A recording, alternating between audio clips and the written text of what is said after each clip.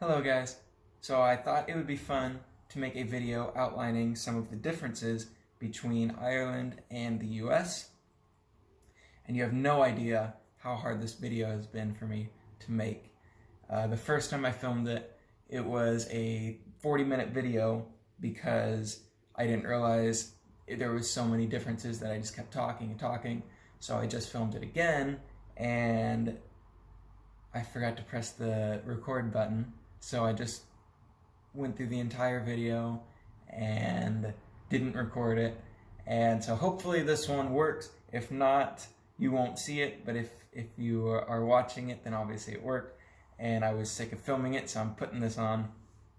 Yeah, but I have here my stopwatch that I'm starting because I only want this video to be around 15 minutes.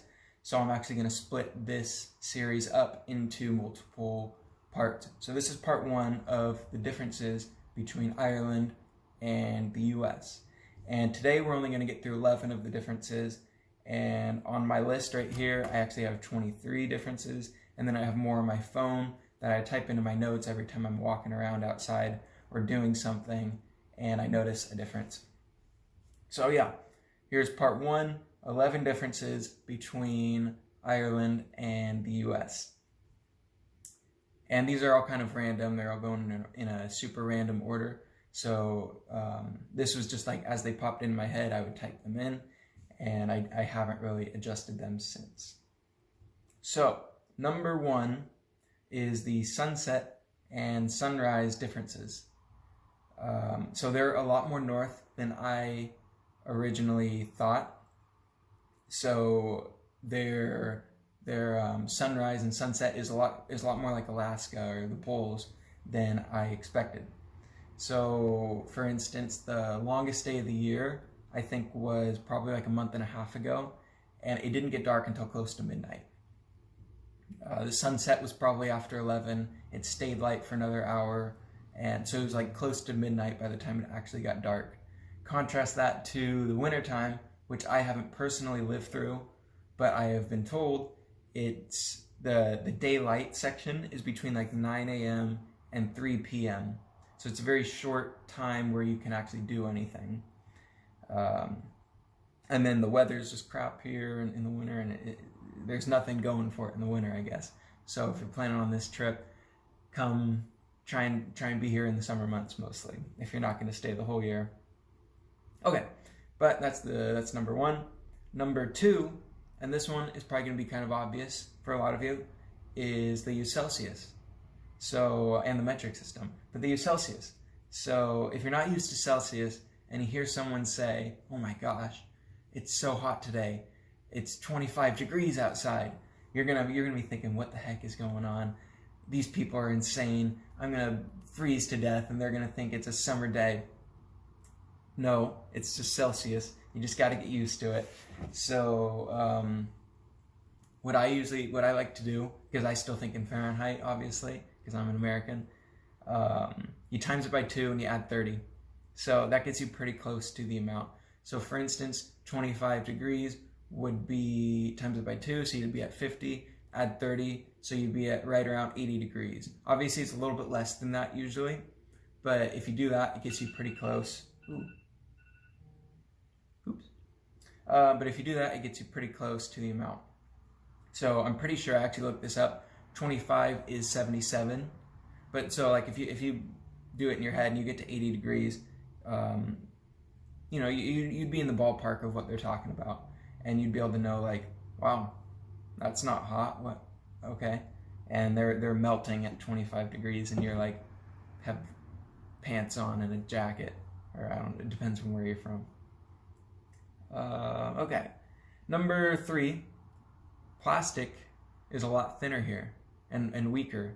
So obviously like the bags at grocery stores, like the reusable bags, are fairly similar to ours in terms of like how thick the plastic is, and you have to pay for them.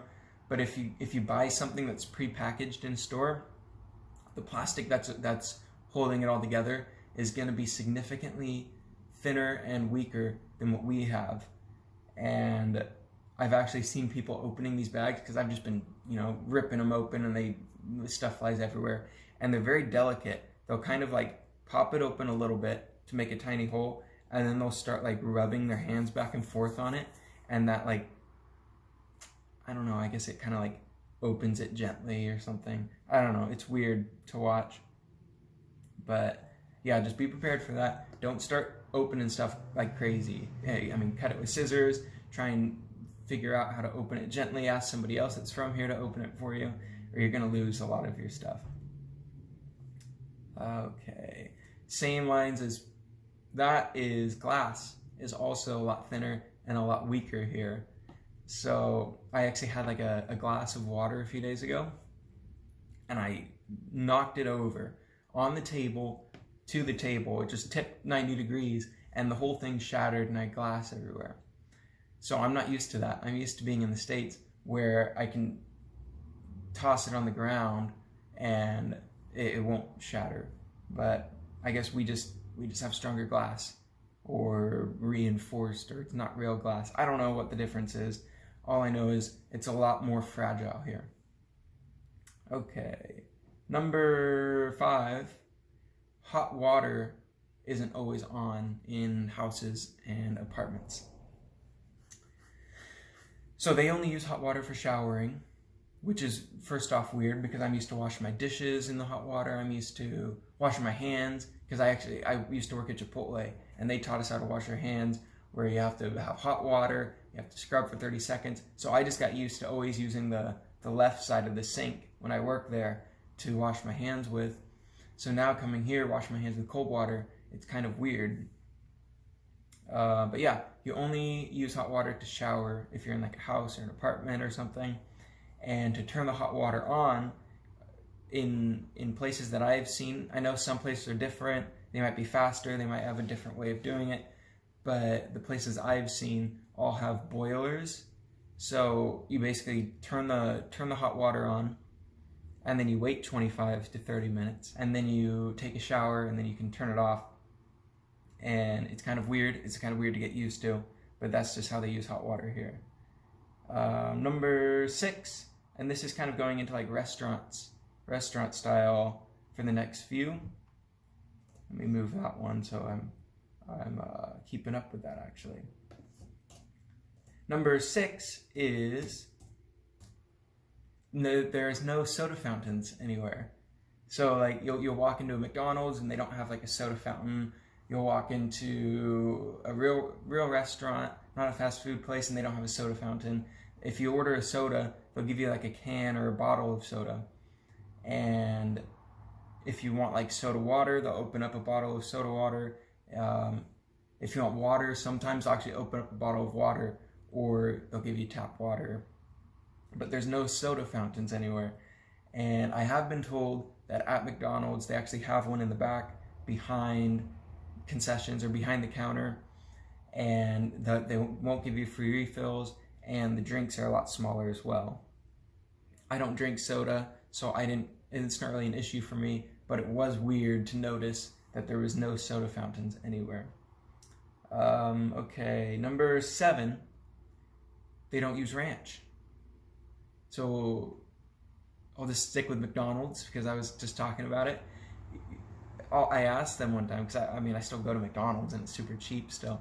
I asked them, do you have ranch? Because I was getting chicken strips or chicken McNuggets and fries, and I asked them, do you have ranch? And they said, what's that? So a lot of them have never even heard of this crazy substance that we call ranch, which is clearly the best sauce at McDonald's. Sorry if that offends anyone.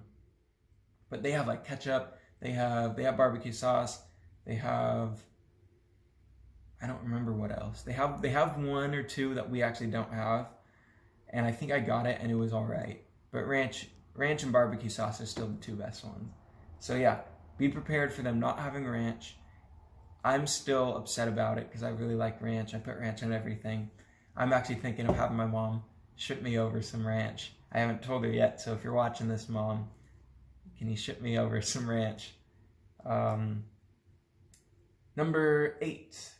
How are we looking on time? 9 minutes, perfect. Number 8, fridges at grocery stores don't seal. Think about that. If you're walking through a grocery store, in the freezer section, I've seen them seal, and it's a normal fridge. But in the fridge section, where stuff that doesn't have to be kept frozen, the fridges, when they close, they come together about this far apart from each other. So it's weird. And I'm not exaggerating when I say this. I've seen it in multiple grocery stores now. I don't know if it's in all of them, but it's definitely in a lot of them. The fridges just don't come together all the way. It defeats the purpose of the fridge. But yeah, so be prepared for that. Their poor planning of refrigeration in grocery stores. Okay, number 9, they don't keep their eggs in the fridge. They don't keep their eggs in the fridge. That's weird, right? So I've been walking the grocery stores when I first got here, walked by the eggs, and they're just sitting on a shelf. And I was like, what the heck is going on? Before I saw that, I was at my work at the lodge, and they had eggs sitting on the counter. And first thing I did when I got there, before I talked to anyone, was I put the eggs in the fridge, because I was like, what the heck is going on? She was like, oh no, that's just something weird that you guys do in America. You actually don't need to keep eggs cold. And she put them back on the counter. And I was like, what the heck are you talking about? So I did some investigating, and it turns out we have to keep our eggs cold. They don't have to keep their eggs cold here. And the reason for that is because when an egg comes out of the chicken, it has this bacteria around it that's really dangerous, and you can get really sick if you accidentally consume it. So what we do in America, is we put some chemical on the outside of the egg that eats away all the bacteria and the diseases, but it also eats away some of the shell. And because of that, the shell is a lot thinner and more fragile, and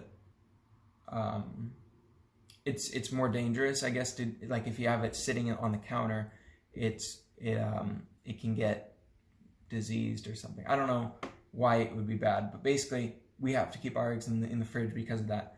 But they don't do that. They just figure, wash your hands after you touch the egg. So, and I didn't know you're supposed to do that at first, so I probably got some people sick.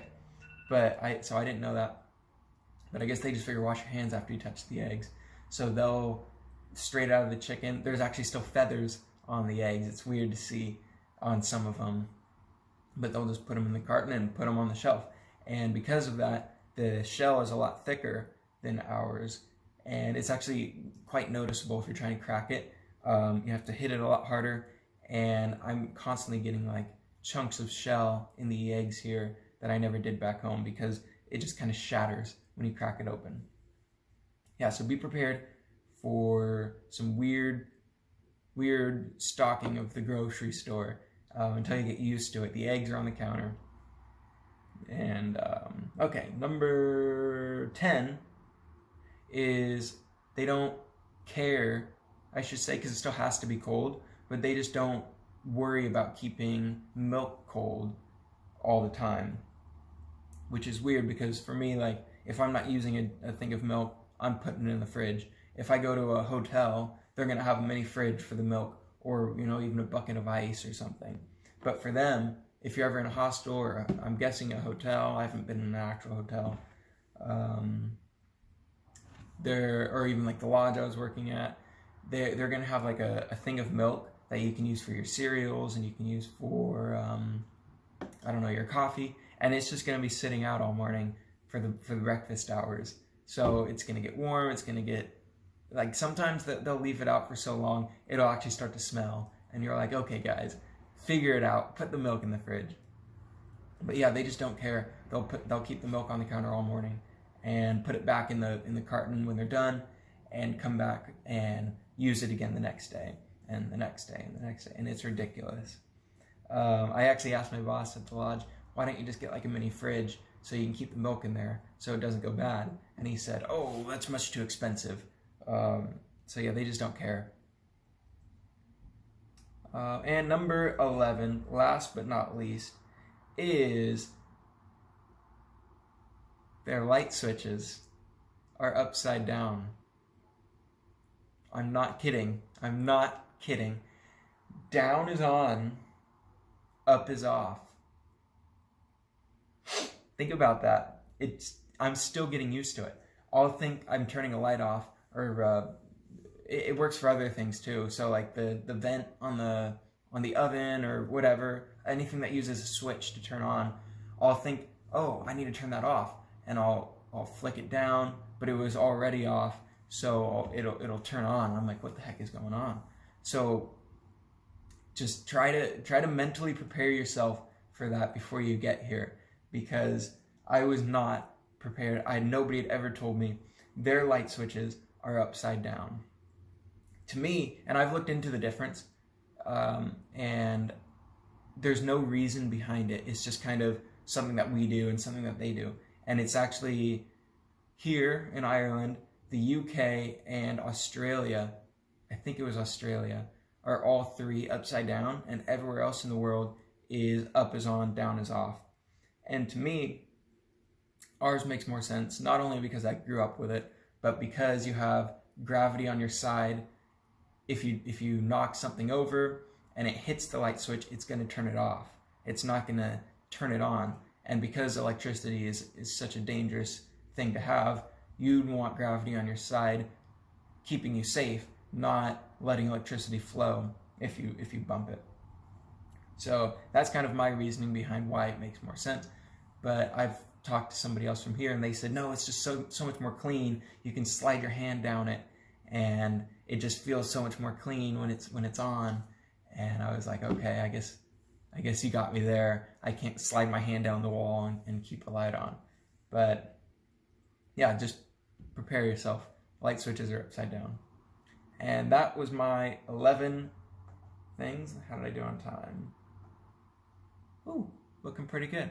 That was my part 1, 11 items, or 11 things that are different about Ireland and the US. And I'm hoping to finish this series pretty soon. I've been trying to film it recently, and like I said, a lot of stuff has been going wrong with the videos. So let's hope part 2 and 3 come out better than this one did. And like always, if you have any comments, questions, concerns, let me know down below. And I look forward to hearing from you guys. And yeah, I will see you guys in part 2.